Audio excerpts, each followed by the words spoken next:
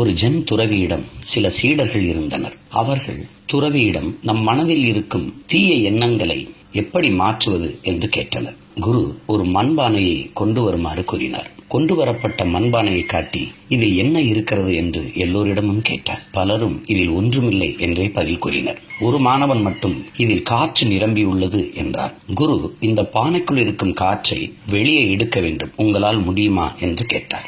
எல்லோரும் அமைதியாக இருந்தபோது அந்த மாணவன் மட்டும் என்னால் முடியும் என்று கூறி பானை முழுவதையும் தண்ணீரால் நிரப்பினான். இதுவே என் பதில் என்று சென் துறவி கூறினார். சீடர்களுக்கு ஒன்றுமே புரியவில்லை. துறவி சீடர்களை நோக்கி, நம் மனது இந்த பானையை போன்றது. உள்ளே இருக்கும் காற்றை எப்படி நம் கண்ணால் காண முடியாதோ அதுபோலவே மனதிற்குள் இருக்கும் தீமை எவர் கண்களுக்கும் தெரியாது. நம் மனதிற்குள் இருக்கும் தீமைகளை வெளியே கொண்டு வர சுலபமான வழி பானையை தண்ணீரால் நிரப்பியது போல் மனதிற்குள் நல்ல மற்றும் நேர்மறை எண்ணங்களை நிரப்ப வேண்டும்.